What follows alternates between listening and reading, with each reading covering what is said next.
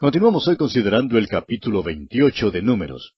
Y en nuestro programa anterior hablábamos del holocausto continuo que encontramos en los versículos 4 al 8. Y decíamos que esta ofrenda debía ser ofrecida todos los días por la mañana y por la noche. Un holocausto continuo en olor grato a Dios. Usted recordará que todo el holocausto era ofrecido a Dios. Todo el holocausto subía, la libación subía en humo a Dios. Esto es realmente lo que Dios halla en Cristo Jesús. ¡Cuán precioso es Cristo ante Dios! Y tenemos ahora algunas leyes específicas en cuanto a las ofrendas que debían ser ofrecidas, independientemente de otras ofrendas que se ofrecían en privado, como por ejemplo las ofrendas voluntarias o en cumplimiento de votos especiales. Al leer estos dos capítulos, uno no puede menos que fijarse en el hecho de que todas las ofrendas que se mencionan son adicionales, es decir, además del holocausto continuo que, como dijimos, habla de la persona del Señor Jesucristo. Continuemos ahora leyendo los versículos 9 y 10 de este capítulo 28 de Números. Mas el día de reposo, 2 corderos de un año sin defecto, y 2 décimas de flor de harina amasada con aceite, como ofrenda con su libación. Es el holocausto de cada día de reposo, además del holocausto continuo y su libación. El día de reposo requería ofrendas especiales, pero éstas siempre eran adicionales al holocausto diario.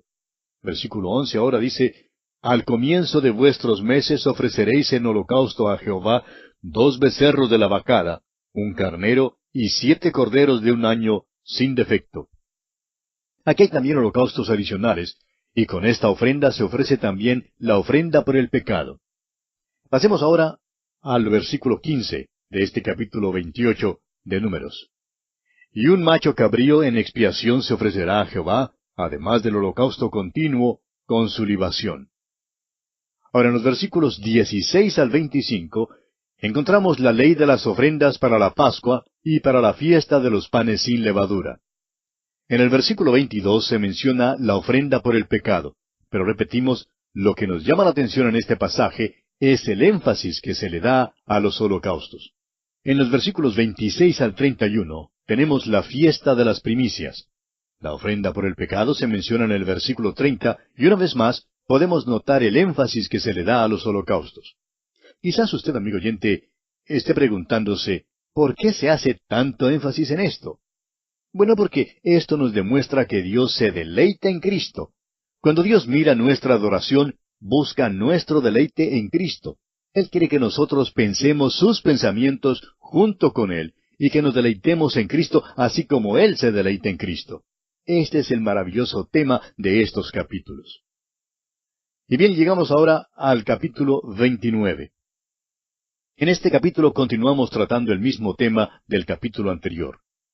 La fiesta de las trompetas se describe en los versículos 1 al 16, y aunque se menciona la ofrenda por el pecado, el mayor énfasis continúa siendo sobre los holocaustos. El gran día de la expiación era el único día que Dios les había dado a los israelitas como día de luto y duelo. Todos los demás días santos debían ser días de regocijo y alegría. Dios siempre deseaba que su pueblo se acercara a Él con alegría durante esos maravillosos días santos. Él quería que fuesen verdaderos días de fiesta. La única excepción era el día de la expiación. Leamos entonces el versículo 7 de este capítulo 29 de Números. En el 10 de este mes séptimo tendréis santa convocación, y afligiréis vuestras almas, ninguna obra haréis. Esta es una repetición de la ley dada en Levítico capítulo 23, versículo 27, donde dice, A los 10 días de este mes séptimo será el día de expiación. Tendréis santa convocación, y afligiréis vuestras almas, y ofreceréis ofrenda encendida a Jehová. El capítulo concluye con la ley sobre las ofrendas para la fiesta de los tabernáculos. También se menciona las ofrendas por el pecado y de transgresión, pero siempre se dan además de los holocaustos. Hay lecciones maravillosas para nosotros en estos dos capítulos, amigo oyente. Usted y yo somos pecadores. Aunque usted no lo sepa o no se dé cuenta, usted, amigo oyente, es pecador. Si usted y yo prestamos atención a la palabra de Dios, encontraremos allí que somos pecadores y que necesitamos un Salvador. Necesitamos un sacrificio por nosotros. Necesitamos a Cristo. Necesitamos a ese Salvador que murió por nosotros y que pagó la pena de nuestros pecados. El pecado es lo que ha causado tristeza en el mundo. El pecado ha causado las lágrimas y la angustia. Y Dios, amigo oyente, odia el pecado. Y yo me alegro de que Él odie el pecado también. Hoy en día, Dios continúa sin rodear, sin vacilar, sin concesión alguna, su lucha contra el pecado. Su propósito es erradicarlo completamente de su universo. Dios no hace compromiso alguno, ni acepta tregua alguna. Su único propósito es eliminar el pecado. Y yo le doy gracias a Dios por esto. El pecado, amigo oyente, es lo que nos ha apartado a usted y a mí de nuestra relación con Dios, de nuestro compañerismo con Él. Es decir, ha producido nuestra muerte espiritual. Por tanto, el pecado es causa de duelo. ¿Cuánto tiempo hace que usted no llora por sus pecados, amigo oyente? ¿Se ha acercado usted a Dios, llorando por sus pecados, por los fracasos en su vida, porque está muy alejado de Él, o por su frialdad e indiferencia? ¿Cuánto necesitamos confesarle todo hoy en día?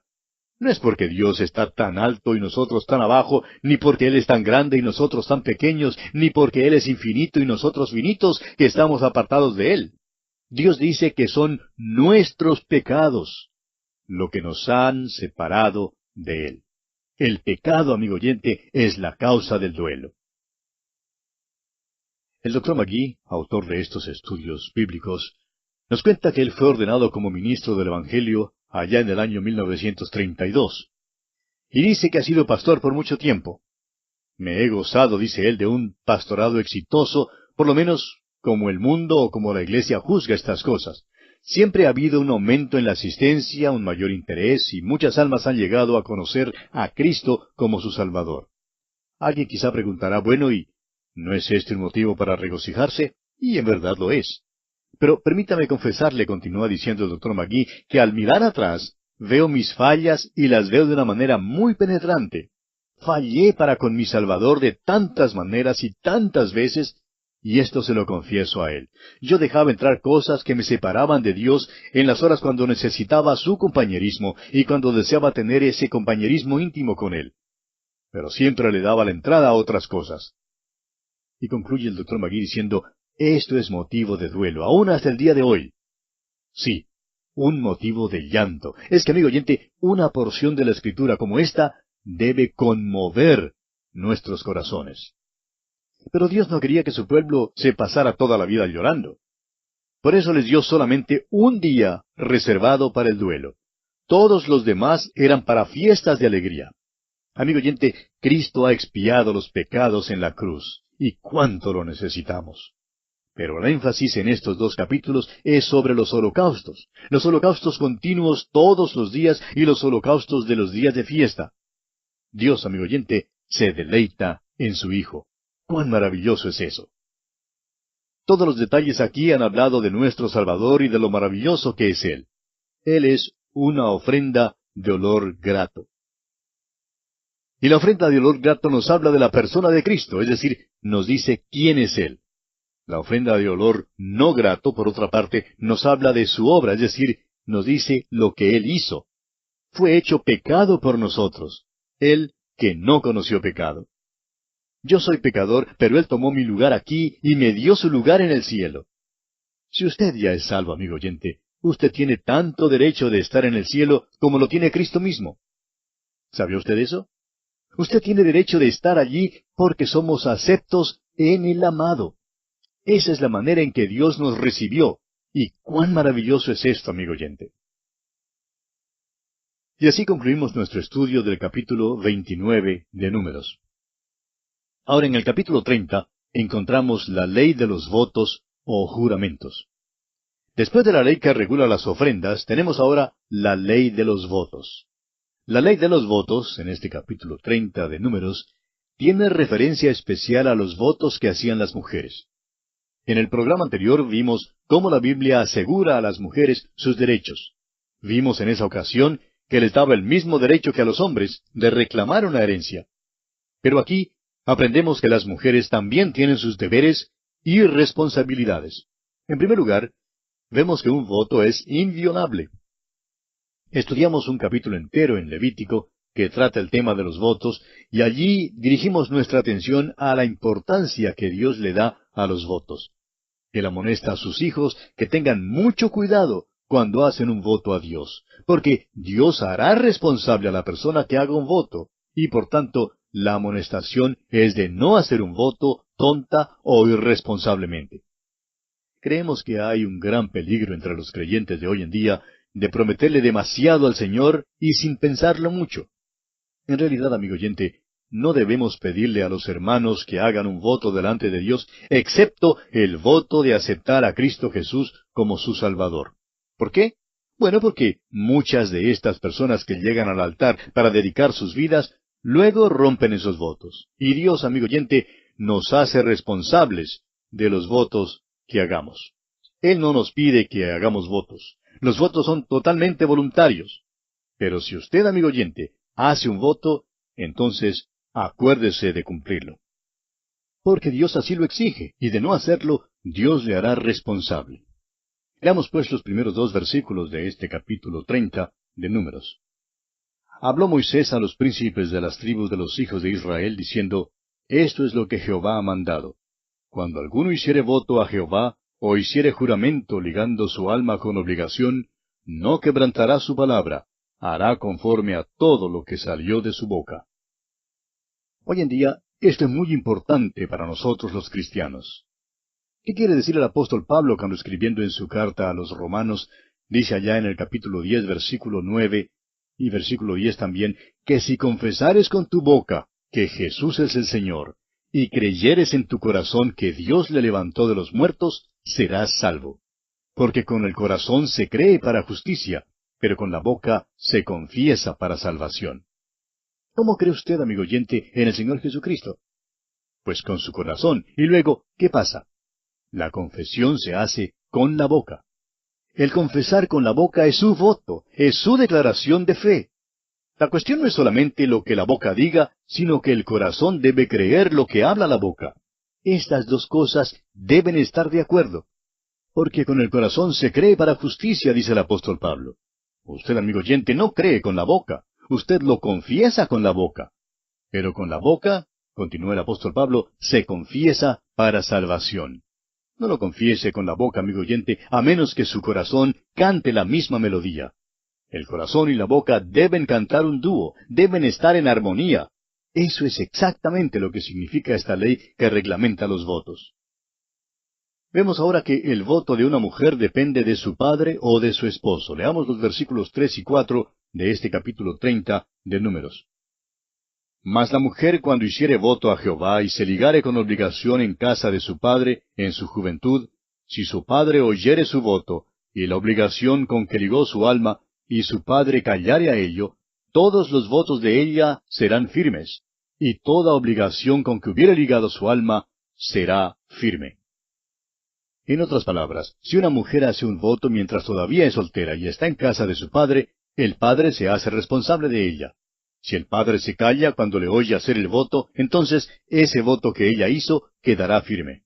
Sin embargo, si el padre se interpone y dice que el voto no es válido, entonces ese voto no es obligatorio y él está protegido en el asunto. Veámoslo aquí en el versículo 5 de este capítulo 30 de Números. Mas si su padre le vedare el día que oyere todos sus votos, y sus obligaciones con que ella hubiere ligado su alma, no serán firmes, y Jehová la perdonará, por cuanto su padre se lo vedó. Ahora, ¿qué pasa si la mujer es casada? Leamos los versículos 6 al 8. Pero si fuere casada, e hiciere votos, o pronunciare de sus labios cosa con que obligue su alma, si su marido lo oyere, y cuando lo oyere callare a ello, los votos de ella serán firmes, y la obligación con que ligó su alma firme será. Pero si cuando su marido lo oyó, le vedó, entonces el voto que ella hizo y lo que pronunció de sus labios con que ligó su alma será nulo, y Jehová la perdonará. Si la mujer casada salía y hacía compras costosas y se comprometía, el esposo podía decir que lo vedaba, y entonces no era responsable de pagar sus deudas. El voto no era válido, y así él no estaba comprometido. De modo que usted puede ver que un padre o un esposo podría ser responsable del voto que hacía una mujer a menos que lo hubiera vedado. Hoy en día, a veces se pasa por alto este principio. Hay mujeres que son explotadoras de hombres. Se casan con un hombre solo para obtener su dinero. Esto se ve especialmente cuando una señorita joven se casa con un hombre de edad ya avanzada. Y esto ha ocurrido repetidas veces. Algunos hermanos, por ejemplo, se han sentido muy solos después de la muerte de su esposa y luego se casan con señoritas jóvenes que solo estaban interesadas en su dinero. Algún bromista ha dicho que Dios hizo bellas y tontas a las mujeres. Las hizo bellas para que los hombres se casen con ellas. Y las hizo tontas para que ellas se casen con los hombres. Bueno, amigo oyente, algunas no son tan tontas. Algunas son muy vivas. Y algunas no usan su inteligencia para los mejores fines. Esta ley, pues, protegía a los hombres. Un padre o un esposo podía vedar o anular un voto hecho por su esposa o por su hija. Veamos ahora que el voto de una viuda o divorciada era válido y tenía que ser cumplido. Leamos el versículo 9 de este capítulo 30 de Números. Pero todo voto de viuda o repudiada con que ligare su alma será firme. Una viuda es responsable de sus propios actos, de modo que el voto que hacía era firme. Ahora note usted lo importante que son estos detalles para con Dios. Él quiere que su pueblo siempre cumpla su palabra. Por otra parte, consideremos que Dios nos ha dado su palabra, su voto, su contrato. Hizo un pacto con Abraham, hizo una promesa a David. Dios fue, es y será fiel a sus votos. Cumplió su promesa y cumplirá todas sus promesas. Porque de tal manera amó Dios al mundo, que ha dado a su Hijo unigénito, para que todo aquel que en él cree no se pierda, mas tenga vida eterna. Esa es la palabra de Dios, y la palabra de Dios es fiel. Dios ha dicho que le salvará a usted si confía en Cristo, y esta es una promesa o un voto que es totalmente confiable. Una madre muy devota escuchó una vez decir a su hijo que no era creyente y que acababa de regresar de la universidad, diciendo, «Tu alma no vale mucho ante Dios. Aun si la perdieras, no perderías mucho». Ella consideró sus palabras y le contestó, «Creo que mi alma no vale tanto, pero si yo pierdo mi alma, Dios perderá más que yo. Dios perderá su fama, porque Él dijo que me salvaría y yo he confiado en Él». Amigo oyente, Dios todavía es fiel a su palabra. No es necesario que Él haga pacto alguno. Su palabra es suficiente, su palabra es buena, su palabra es confiable, porque Él solo habla la verdad. Basta con que Dios diga algo para que sea verdad. Él quiere que los que le representan aquí sean personas que permanezcan fieles a su palabra. Si hacemos un voto, amigo oyente, tenemos que ser fieles a ese voto. Y bien, así termina nuestro estudio del capítulo 30 de Números. En nuestro próximo estudio comenzaremos con el capítulo 31. En ese capítulo consideraremos el juicio de Madián. Recuerde que estamos tratando las cosas que tienen que ver con una nueva generación del pueblo israelita. Una generación que ha caminado a través del desierto.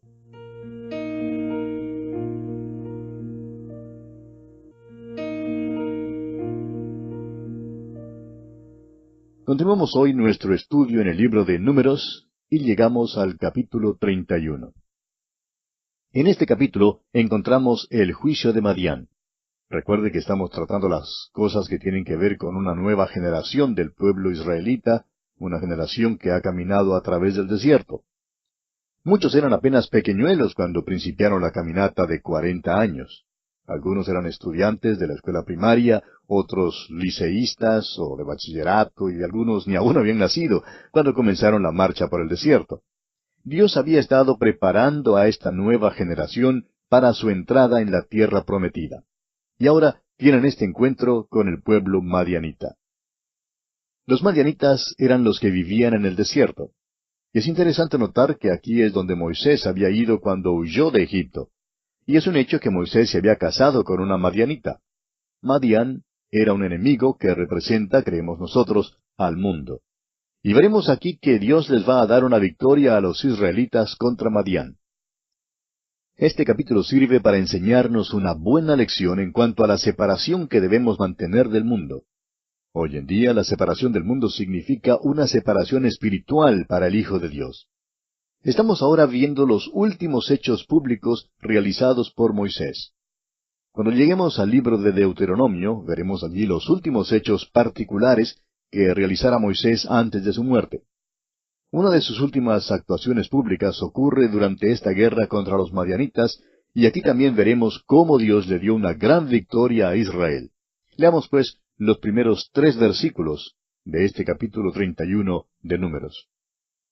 Jehová habló a Moisés diciendo, Haz la venganza de los hijos de Israel contra los madianitas, después serás recogido a tu pueblo. Entonces Moisés habló al pueblo diciendo, Armaos algunos de vosotros para la guerra, y vayan contra Madián, y hagan la venganza de Jehová en Madián. Madián ya había guerreado contra el pueblo de Dios en el desierto. Ahora Dios manda a Moisés a salir a luchar contra los madianitas. Dios se va a vengar y los israelitas van a tratarles duro. Pasemos ahora hasta el versículo 6 de este capítulo 31 de Números. Y Moisés los envió a la guerra, 1000 de cada tribu envió. Y Finehés, hijo del sacerdote Eleazar, fue a la guerra con los vasos del santuario y con las trompetas en su mano para tocar. Moisés envió a 12,000 hombres a salir a la guerra. Había 1000 hombres de cada tribu. Según las instrucciones recibidas, debían llevar los vasos del santuario y los muebles del tabernáculo, y por tanto, esto indica que esta era una guerra espiritual. Continuemos con los versículos 7 y 8. Y pelearon contra Madián, como Jehová lo mandó a Moisés, y mataron a todo varón. Mataron también entre los muertos de ellos a los reyes de Madián, Evi, Requem, Sur, Ur y Reba, 5 reyes de Madián. También a Balaam, hijo de Beor, mataron a espada. Los reyes de Madián fueron muertos, y notamos aquí la muerte de Balaam el profeta. Dios le da a Israel una gran victoria contra los madianitas. Hay un juicio sobre los gentiles aquí antes de que entren en la tierra prometida. Esto mismo es lo que consumará la edad antes de que venga Cristo. Israel, la nación que tiene problemas tan grandes, hoy en día estará en su tierra y tendrá paz cuando entre en la tierra. Pero ahora hay un problema. Leamos los versículos 9 al 16 de este capítulo 31 de Números. Y los hijos de Israel llevaron cautivas a las mujeres de los madianitas, a sus niños, y todas sus bestias y todos sus ganados, y arrebataron todos sus bienes, e incendiaron todas sus ciudades, aldeas y habitaciones. Y tomaron todo el despojo y todo el botín, así de hombres como de bestias. Y trajeron a Moisés y al sacerdote Eleazar, y a la congregación de los hijos de Israel, los cautivos y el botín y los despojos al campamento, en los llanos de Moab, que están junto al Jordán frente a Jericó. Y salieron Moisés y el sacerdote Eleazar, y todos los príncipes de la congregación, a recibirlos fuera del campamento. Y se enojó Moisés contra los capitanes del ejército, contra los jefes de millares y de centenas que volvían de la guerra, y les dijo Moisés, ¿por qué habéis dejado con vida a todas las mujeres? He aquí, por consejo de Balaam, ellas fueron causa de que los hijos de Israel prevaricasen contra Jehová en lo tocante a Baal Peor, por lo que hubo mortandad en la congregación de Jehová. Había un gran problema con los israelitas. Dios les había sacado de Egipto en una sola noche, pero pasaron 40 años antes de que Dios sacara a Egipto del corazón de ellos. Y aún ahora, después de que habían sido engañados hasta unirse en la idolatría, por el consejo que Balaam había dado a los madianitas, todavía insisten en traer al campo a las mujeres madianitas. Y este es el problema con la mundanalidad, amigo oyente. No es malo que estemos en el mundo. Después de todo, aquí fue donde nos puso Dios. No se trata de a dónde vamos, ni tampoco de lo que hacemos, aunque estas cosas son indicativas de lo que está en nuestro interior. El problema surge si el mundo está en nosotros, en nuestros corazones y en nuestras vidas. La lección importante de este capítulo es que se requiere del creyente en Cristo la separación espiritual del mundo. ¿Dónde está usted caminando, amigo oyente? ¿Anda en la luz? ¿Está usted leyendo la palabra de Dios? ¿Tiene comunión con Cristo? Eso es lo importante para el Hijo de Dios. A Israel solo le fue permitido quedarse con las mujeres vírgenes. Se les ordenó que se purificaran y apartaran un tributo grande del botín para el Señor. Dios les dio tal victoria que, según el versículo 49, Israel no perdió ni un solo hombre. Es muy importante que aprendamos la separación que Dios demanda. Todo el botín tenía que ser purificado por fuego y por agua, y mediante la separación de un tributo para el Señor. Amigo oyente, debemos estar en el mundo, pero no nos es permitido ser del mundo. Y llegamos ahora al capítulo 32 de Números. En este capítulo, Rubén y Gad piden quedarse para poseer el lado del Jordán, que en realidad no debieron haber pedido. Este capítulo 32 nos cuenta de las tribus indiferentes. Rubén y Gad y la mitad de la tribu de Manasés pidieron la tierra al oriente del Jordán. Hay quienes creen que el río Jordán representa la muerte y la tierra de Canaán representa el cielo. Pero no creemos que sea así. Aprenderemos al estudiar el libro de Josué cómo pasar a Canaán. Hoy en día hay dos lugares donde los hijos de Dios pueden vivir. En primer lugar, uno puede vivir como mendigo en el desierto del mundo. Y hay muchos mendigos espirituales en el mundo. O también uno puede entrar en el lugar de bendiciones espirituales, porque Dios nos ha bendecido con toda bendición espiritual en los lugares celestiales en Cristo. Y esta es la tierra de Canaán espiritual de hoy en día. La pregunta de mayor importancia es esta: ¿cómo se cruza a Canaán? Cuando estudiemos acerca de los israelitas en su cruce del río Jordán, encontraremos allí dos grandes lecciones. Primero, notaremos que pusieron piedras en el Jordán, lo que simboliza la muerte de Cristo. Luego tomaron otras piedras del Jordán y con ellas levantaron un altar en la tierra, y esto habla de la resurrección de Cristo. En otras palabras, entraron en la tierra mediante la muerte y la resurrección de Cristo. Y usted y yo, amigo oyente, recibimos las bendiciones espirituales hoy en día de la misma manera. Y el apóstol Pablo, escribiendo en su carta a los Romanos capítulo 6, dice que es necesario saber que hemos sido sepultados con Él y levantados con Él. Tenemos que considerarnos identificados con Cristo en su muerte y en su resurrección. Debemos entregarnos a Él en esa base. Esa es la manera en que usted y yo, amigo oyente, podemos apropiarnos hoy en día de las bendiciones espirituales que son nuestras. Estas dos tribus y media no cruzaron el Jordán. Pidieron la tierra al oriente de este río. Veamos pues los primeros 5 versículos de este capítulo 32 de Números. Los hijos de Rubén y los hijos de Gad tenían una muy inmensa muchedumbre de ganado, y vieron la tierra de Jazer y de Galaad, y les pareció el país lugar de ganado. Vinieron pues los hijos de Gad y los hijos de Rubén, y hablaron a Moisés y al sacerdote Eleazar, y a los príncipes de la congregación, diciendo: Atarot, Dibón, Jazer, Nimra, Esbón, Eleale, Sebam, Nebo y Beón, la tierra que Jehová hirió delante de la congregación de Israel, es tierra de ganado, y tus siervos tienen ganado. Por tanto, dijeron: si hallamos gracia en tus ojos, dese esta tierra a tus siervos en heredad, y no nos hagas pasar el Jordán. Moisés quedó turbado con esta petición. Dijo que desanimarían a los israelitas. Leamos el versículo 7. ¿Y por qué desanimáis a los hijos de Israel para que no pasen a la tierra que les ha dado Jehová? Y Moisés lo consideraba como una negativa a seguir en pos del Señor.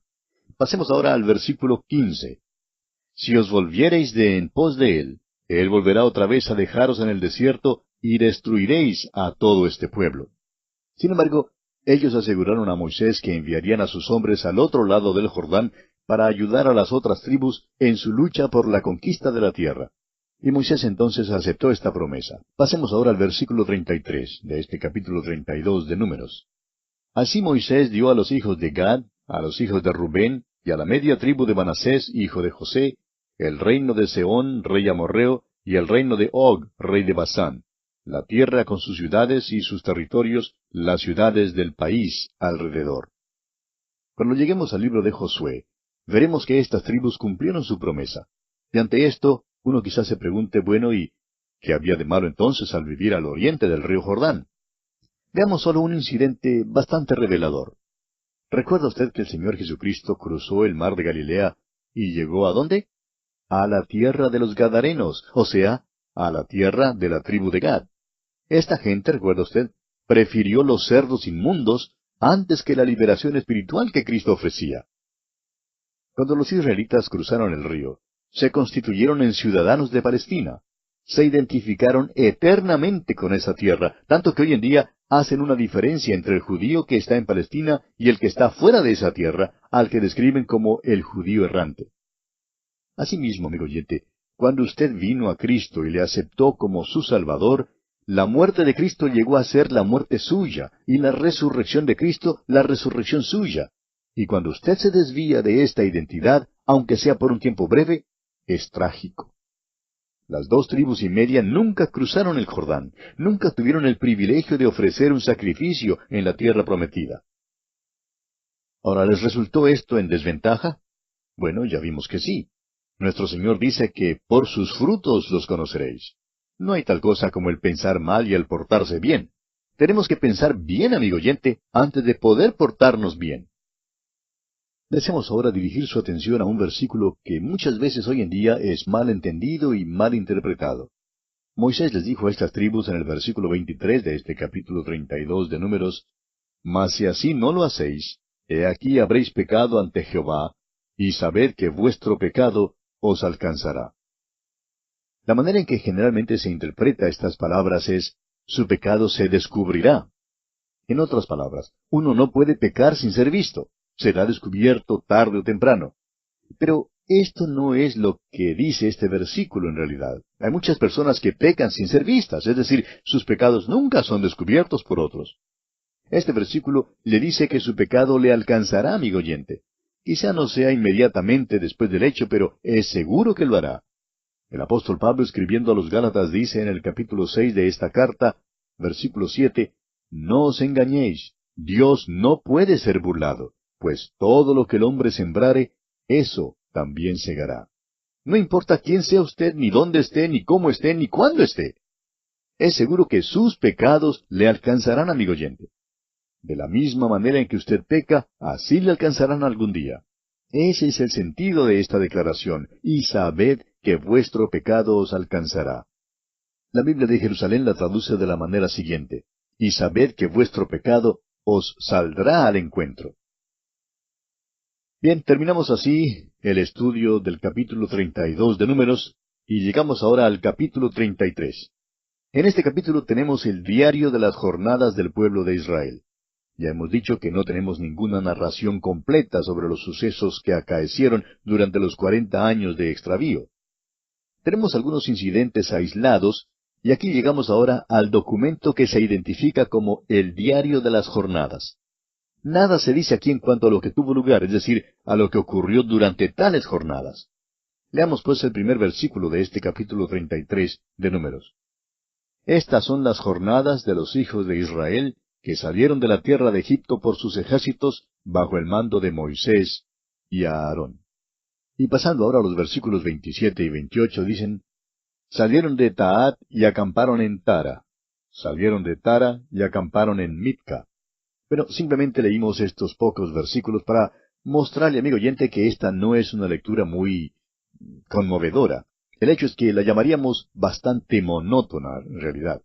Nos gustaría saber lo que pasó allí durante todos esos años en que vagaron por el desierto, pero nada se dice aquí en cuanto a los sucesos. Si usted fuera a visitar a un amigo que acaba de regresar de Europa, por ejemplo, le pediría que le contara algo de su viaje. Supóngase que solo le dijera que había ido a Roma y que siguió luego a Milán, pasó después a Florencia, continuó hacia Lucerna en Suiza y a Zúrich y a Ginebra, luego a Frankfurt en Alemania, etc. Lo que le interesaría a usted saber sería lo que vio y lo que le pasó allí. Hallaría que solo una recitación de todos los lugares a donde fue, pues, sería un relato bastante pesado, ¿no le parece? Pues bien, creemos que el capítulo 33 de Números es de lectura algo pesada. Sin embargo, como cada porción de las Escrituras tiene una gran lección espiritual, así este capítulo también tiene una gran lección espiritual para nosotros. Este capítulo 33 de Números es como un mapa de carreteras. De por sí no tiene nada interesante. Entonces, ¿por qué lo relató Dios? Porque Dios marca cada paso que tomó este pueblo. Cada paso del camino es notado y anotado por Dios. Él estaba con ellos durante todo el camino. Estuvo con ellos en su marcha a través de toda su travesía por el desierto. En muchas iglesias se acostumbra a cantar hoy en día el himno que tiene como título puedo oír tu voz llamando. Pero francamente, no nos gusta oír cantar este himno porque creemos que expresa exactamente lo opuesto de lo que debe decir. Mire usted, por ejemplo, la congregación que lo canta diciendo, donde quiera, fiel te seguiré. Pero luego, no vemos a esta gente los domingos en la noche, ni en los estudios bíblicos durante la semana, ni cuando hay cualquier obra que hacer para Dios. No podemos menos que preguntarnos, ¿hasta qué distancia realmente estaríamos dispuestos a seguirle? Por eso no creemos que debamos cantar ese himno. Tenemos que confesar que nosotros mismos hemos caído algunas veces y le hemos fallado. No podemos cantar que le seguiremos fielmente donde quiera que nos guíe. Quizá debemos cantarlo mejor de otra manera, diciendo, donde quiera fiel me seguirá, porque él dijo, no te desampararé ni te dejaré. Tenemos pues aquí el diario de las jornadas del pueblo de Israel. A donde quiera que fueran, en donde quiera que acamparan, en todo lugar, Dios estaba con ellos. Francamente, ellos no le estaban siguiendo a Él. Se alejaban de Él muchas veces, pero Él nunca les desamparó a ellos, nunca les dejó. Y esta es una de las grandes verdades de la palabra de Dios. No te desampararé ni te dejaré.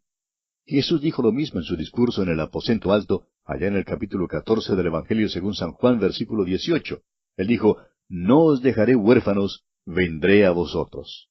Promete venir a cada creyente. ¿Cómo? Enviando al Espíritu Santo. El Espíritu Santo mora, reside en cada creyente. Si usted, amigo oyente, es hijo de Dios, no es posible que usted se aparte de Él. No le dejaría salir. Él va con usted donde quiera que vaya. Podemos dar traspiés, vacilar y fallar, caemos y no le seguimos fielmente, pero gracias a Dios que Él nunca nos desampara ni nos deja. Y bien, amigo oyente, tenemos que detenernos aquí porque nuestro tiempo ya se ha agotado.